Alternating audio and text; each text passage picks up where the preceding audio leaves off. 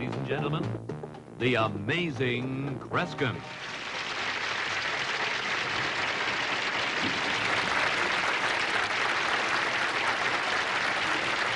Thank you. Well, you did it, huh? Back again. Thank you. Thank you very much. I think, folks, that we have a really unusual program tonight. As a matter of fact, the results of the final test of my program are either going to be based on luck, on pure chance, perhaps a well-calculated hunch, or maybe even something more. But there's an opportunity for all of you to participate. You know what I suggest? During the next few minutes, get a pad and pencil. Make sure you have one for every member of your family of viewers. And you might join me in the test. I'll see you after the following commercial.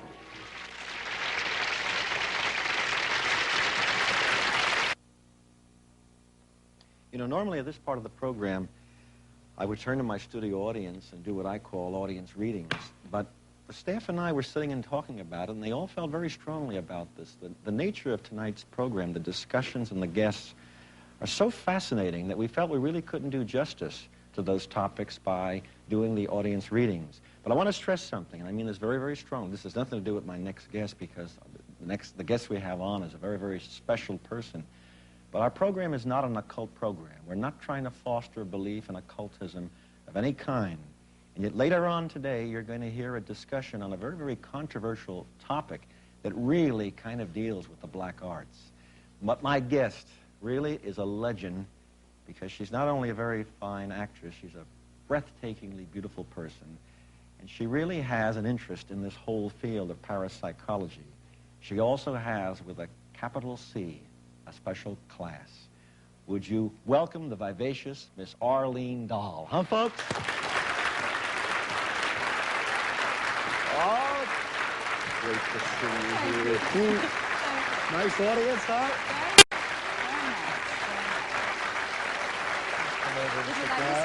Yes, Arlene. May I call you Arlene? Please do. I just met you like for a few seconds before the program. I think it's best to work that way, because a lot of the things that we're curious about are not heard before in discussions, you know, in a dressing room, what have you. You know, I have to admit to you, though, I don't believe in astrology, but I'm questioning, and there's such a tremendous interest around the world in the topic, and you do believe in it, I guess, or you're interested in it. I'm a student of astrology. I study it, yes. Do you find, Arlene, can you utilize it, the whole subject matter of astrology, to make decisions in your life? I have. And they've succeeded? Yes. Can you give me kind of really major decisions, or? Well, yes, with the help of someone who has more experience, of course, in the field than I do. My father brought home a magazine on astrology when I was in high school, and laid it on the dining room table, and I leafed through it, and from that point I was very curious about it. The people that I know, that I've met through the years, who seem to be skillful in astrological practices, I often wonder, do you think it's astrology or the system, or perhaps that they may have a very good instinct and intuition about people they deal with, and may be very sensitive to people? Oh, I think that too, yes. But for instance, if I know someone's birth sign, it will mean more to me, or more to those who know about astrology, than just knowing a name, or possibly a little bit about the background of the person, a little bit about the history of the education, and so on. It's rather, I like to think it's rather like seeing a portrait in smoke before you know the birth sign, to me anyway. Then the birth sign puts in the color. You asked me before the program, and I thought it would be interesting to our viewers, only not because of me, but because of just my date of my birth and the astrological signs. Everybody's kind of, in astrology, has guessed the wrong date for me. I guess I don't fit in the proper area, or the sign of the 12 categories, because I was born January 12th, and that's kind of a Capricorn. But I really don't have a concept of handling money. If you put money in my hands and said you systematically guard it and put it together and file it away and save it, it would go out of my fingers like this. So Do you feel that I fit into that, knowing me, or the little you know about me? Well, I don't know you, of course, but I would say that you have Gemini very strongly in your chart. Have you ever had it done? No, they wanted to know, why must they, Arlene, know the exact date? Well, that determines your rising sign, how you appear to others, how you look to others. If your rising sign were Gemini, of course, you would be taller and you would look as what I think you do right now, to me, you see. A short person would not have that as their Oh, rising? You no, said but taller. tall, yes. Most Gemini people have a certain stature about them. And usually they're in the communications business because, of course, Mercury rules the sign. I've got to ask you, how was it figured that Mercury ruling some kind... Let me ask you this, because we walk into Grand Central Station, you see these great computers called computer astrology. Do you believe in that, or does that make I don't know. sense? I've never had mine done by computer. I've always been lucky enough to have someone else do it. And it almost seems to me like going to a psychologist and finding it's a machine. It would scare me. Yeah, I believe in human beings rather than machines, but I suppose I've known many people who've had it done who say it's accurate. So I suppose if you feed it accurate facts, it feeds you back accurate information. You know, I met a gal, I remember once, who, I guess she knew a guy or met a guy at a party who was a Scorpio and refused to go out on a date with him. Now, that's kind of, does that seem sensible? Would one guide one's life to that degree? No, I think that's a little ridiculous. Because that same Scorpio, or whatever, why ever she chose not to date a Scorpio, I don't know. Scorpio men are fascinating, as a matter of fact. God, Yes, I'm not Richard Scorpio. Burton and Billy Graham, they're opposite types. They're very interesting men. So I would think that she missed a lot if she refused to go out with a Scorpio. But some women who say they don't want to date Scorpios may think that maybe their sign wouldn't get along with them. But then they have to know where their moon is, where their rising sign. I spent some time in India, and the Indians believe that our moon sign is much more important to influence our decisions than our sun sign, because the moon, of course, is our subconscious and our emotions, and most of us make emotional decisions. When the moon is full, I certainly change. I'll tell you, we'll be back, both of us, with an amazing guest, should we say, in that category, and I think we're going to find the person fascinating after the following commercial. Thank you, folks.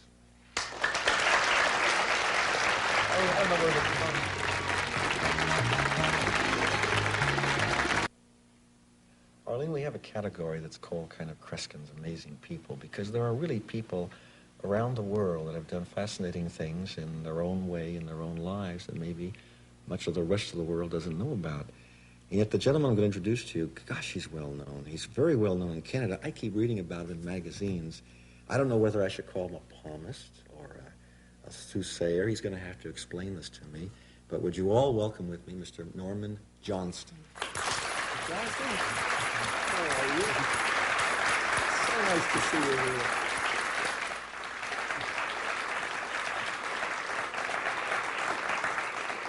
Mr. Johnson, let me ask you, what do you consider yourself? Most people call me anything from a teacup reader to a palm reader to a fortune teller. They say that I'm one of the few people, if you call them a fortune teller, don't mind it. They don't I mind. know most of them get mad, you see. I remember, I've been reading a lot about you in the past day, and I got to just mention something. You consider prophecy the second profession to something? The second oldest profession on earth. Only second to what we would consider? And that's, palmistry is the second oldest profession on earth. Why do you say that, sir? Huh? Because it is. It goes back that age, that long. Are people now searching for the same things when they go to a prophet that they did 1,000 years ago? If you'd asked me that question a week ago, I would have given you a different answer. Down through the ages of time, it's always been a man went to a fortune teller for two reasons. A woman or to hang on to one. A woman went to the fortune teller for two reasons. A man or to get rid of one. Yes, I made that statement many times before. But it's very funny, the last week or two, people are not asking me that question in such a great number. Now it's, will I get a job? Will I hang on to my job? Oh, kind of reflecting the uncertainty of the culture. That's right, Yes. that's true. I heard it said that there's a lull a number of people have said there's been a lull in people going to fortune tellers because of the gambling, I say. The gambling, that's hard to believe. Well, a person's got $5 in their hand, and they come into where I work. Well, they take a look at the sign, and then they see next door, well, they can win $1 million. So they go and buy a sweepstake ticket. Now, we do know what some of these objects stand for. This is the crystal ball. Yeah. Is it often elliptical in shape, or can it be totally round? Well, most of them are round. Are round. I know they're made in made in Czechoslovakia. Correct. Then the palmistry hand. I once I met an actress who was in quite a bit of terror. I shan't mention her name on camera, it's not fair, who had a line in her hand that showed that supposedly she would have great tragedy in her life, and it's rarely found in hands. Do you know what line I mean? Or it could mean a great mental illness or a crisis. Oh, yes, that could be very true if the heart line or the head line droops very badly. Well, we better not talk about that negative aspect. This is what fascinates. Arlene, you're familiar with these? Yes. The tarot cards? No, yes, this is the tarot cards. Now, I must say that this is the first deck ever to cross the Atlantic that I hold in my hands. You're from Tynes on... well, that's where I was born, Newcastle upon Tyne. But I got these from London. The fellow that invented them, Alfred Douglas, he sent them to me. It was the first deck ever to go for the Atlantic. Could you give me... We have so little time. I don't know where the show is going. Could you give me a brief reading? Would you mind? Oh, sure. We'll use these, of course. Let's just use a high arcana, seeing that I happen to have them... what does that mean? That's the high arcana. That's the high cards. And the others just like the ordinary We've got deck. 2 minutes, right? There are 22 cards, I believe, in the high arcana. Something like that. Can we show them to our camera? Just fan them out a little bit? Sure. Just a minute. I want to be sure. Okay. All right. Now, they're not playing cards. They have pictures, some of which date back to the Middle Ages. And the concepts. We have I think there's one called the Magician and the Sword. There's a Sword Man and so forth. What do you want me to do? Cut the cards or what? Shuffle them up. And cut them up. Oh, I'm not used to shuffling cards this long, folks. All right, good. Okay, we'll give 7 cards out of the deck here. So. Here's the first one. You're undecided what to do. That's the Temperance card.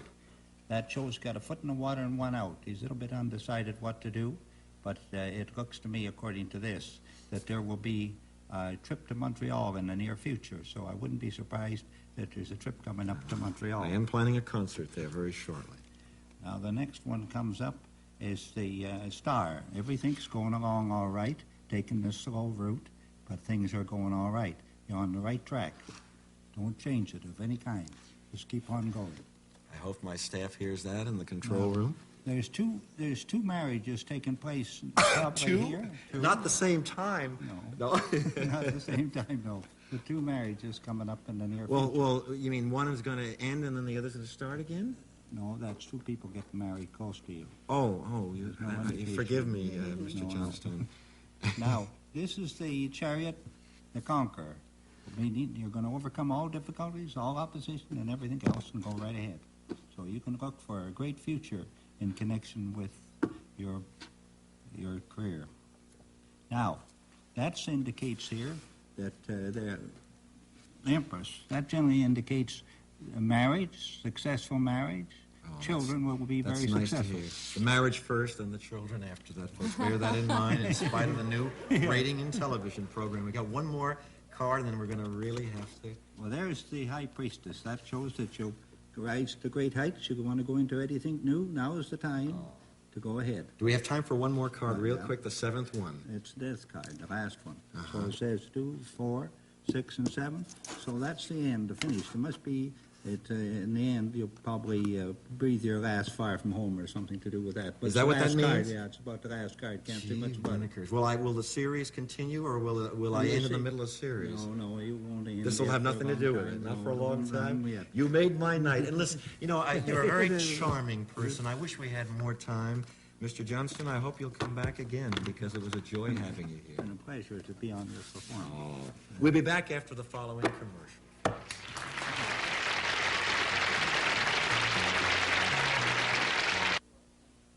Arlene, we're on the air, and I think, by the way, I've got to explain the change of glasses. I had a funny feeling about my other glasses before the show, laid them down on the table in the dressing room.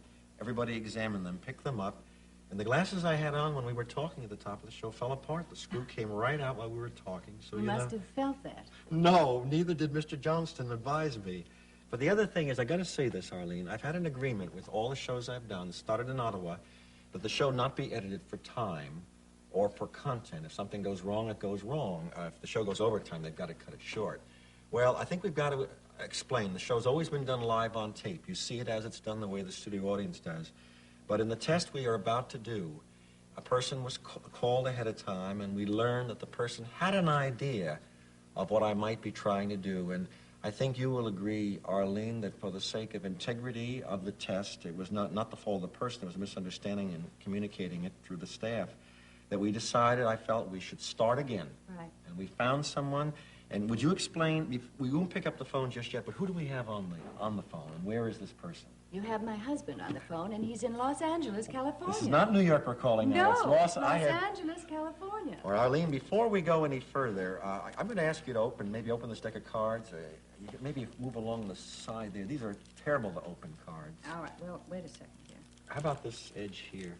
You got to forgive me. Okay. Yeah, I have trouble getting in the deck, and maybe the seal as well. Can you get into that? If not, I'll use my nails. be careful. Don't break your nail.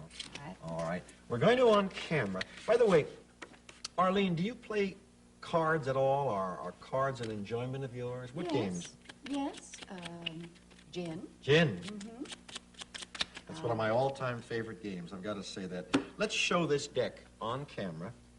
And I want to emphasize the fact the cards are, we did take the jokers out. Yes, I think all of them should be out at this moment. Now, your husband, do you play cards with him at all? We have, on occasion, on boat trips. Who usually wins when you play cards? My little boy. Your little boy Who's does? 5, yes. He has such luck with cards. All right, I've taken the deck as it's been shuffled, and that truly, the cards are mixed, the jokers are out. I'm going to set them in front of you now. And now, Arlene, since our time is passing by, I'm going to ask you to pick up the phone and tell your husband where we are very briefly, then I'll explain the test from now on. The deck I will never touch again. Hello? Are you there? Yeah. Okay, I am here on the amazing Kreskin show in Toronto. Yeah. And I have a deck of cards in front of me, but I'd like you first to say hello to Kreskin, would you? This is my husband, Brownsville Sean. How are you? Mr. Sean, how are you? Can you hear me clearly, sir? Do you have any idea, Mr. Sean, and you tell me very frankly, any idea what we're going to try to do? Absolutely not. By the way, do you have a pad or a pencil in front of you? Yes, I do. The staff told you only that much. Nothing really about playing cards until Arlene mentioned just the cards in front of us, right? They didn't even tell me to have a pencil. They didn't even tell you to have a pencil or a pad? No. Well, you read my thoughts ahead of time. Listen, we've never met before, have we? No. All right. Mr. Sean, what I want to explain is I'm going to put the phone on. Arlene is going to issue all of the descriptions and the instructions to you. I must hear your voice, so you'll have to speak a little bit louder since it's being piped into our studio audience. I'll give the phone to her now. Okay. Now, Arlene, what I'd like you to tell Mr. Sean to do, and I want him to answer me that he has done so by saying yes or no, or he's ready. I want him, first of all, just to think of any playing card of the 52 cards in the deck. Not to say it, but to think it. All right, just think about any card in the 52-card deck that I have in front of me, but don't say it aloud. Just think about it. Tell him to change his mind a number of times if he wants You can to. change your mind a number of times if you have to, but but once you zero in on a card, concentrate on that. I have it. Have him tell us he is ready when he is You ready. tell us when you're ready. I'm ready. All right. Would you concentrate? Tell him that I'm asking him to concentrate on the card, not to write it down, just to concentrate as clear as he can. All right, concentrate on the card. Don't write it down, but just concentrate on the card. Okay. Arlene, would you ask him to write down the card without saying it out loud, because I'm All not right. getting it. Write it down, but he has to say it out loud. Write down the card without saying it out loud. I have it. I got across the south. I believe I was wrong. Arlene, I'm going to place the pencil there. I'm going to ask you, Arlene, to take the deck of cards, please, and just write your initials on the card box. You can hold the phone in the other hand. Write your initials right across with the pencil, please. Just jot them down. My initials? Yeah, your initials. Now, the gentleman's name is what, please, Arlene? Brownsville Sean. Mr. Sean, ask him now to name his card out loud. Name your card out loud. Ace of diamonds. What did he say? The ace of diamonds. The ace of diamonds. I want to say this to him. Was he at one point thinking of a king? I just want him to say yes or no, because I want to tell you very frankly, folks. Did you at one point think of a king? Yes, I did. Yes, you did. Was the king he was thinking of the King of Hearts? Would he tell me yes or no? Was the King of Hearts what you were thinking of? King of diamonds. The King of Diamonds. I got the color, but I didn't get the suit, and I changed my mind, folks. It confused me because I got a red king in my mind. But I want to say this, Arlene. What I wrote down was not the name of the card. In fact, I crossed it out when I realized the king was wrong. Even though the deck is shuffled, I try to judge in my mind where the card he is thinking of rested in that deck, shuffled in front of you. So I had not merely to picture the card, I had to literally get the position, 1 to 52. My position that I perceived is 33. Would you read the statement that I wrote there, Arlene? What's crossed out and then what I wrote in place of it. All right. The position in the deck is 33. I had originally written 37. 37, Yes. but I changed it to 33. Right. Arlene, I'll hold the phone for you. All right, just a second. We have very little time. Would you take the deck out? Leave it face down on the table. Put it face down thusly, if we will. Fine. And keep the deck squared up because we want to have it face down. And on camera, maybe you can move the deck out to the center of the table. I'm going to ask you to count to the 33rd card face up. You can count them out loud. I'll be holding the phone as you do this. 1, 2, 3. I'm going to be talking as she's 4, doing this. 5, It is 6, so darn 7, obvious, folks, 8, 9, 10. that these cards 11, are shuffled. 12, 13. The thing that threw me, 14, folks, was that I got 15, such a clear 16, image of a red 17, king. 18, 19, 20, 21. And I 22, changed my mind 23, from 37 24, to 25, 33 when I got an 26, image of another card. 27, 28, 29, 30, 31, 32. Before we turn it over, the card he thought of was the ace of diamonds. Turn over the 33rd card. 33. That's it, folks. That's The fast. very same card. We got it. Thank God I changed my mind. How much time do we have left before we go? Folks, the chances of this happening, if you did it at home, were 2,704 to 1 if you got both the card and the position. Arlene, thank you. We'll be back next week with the good Lord willing. Thank you. I can't believe we did it. Guests We of did it, the Arlene. amazing Kreskin stay at the beautiful Ramada, Toronto, one of the 700 Ramada Inns around the world.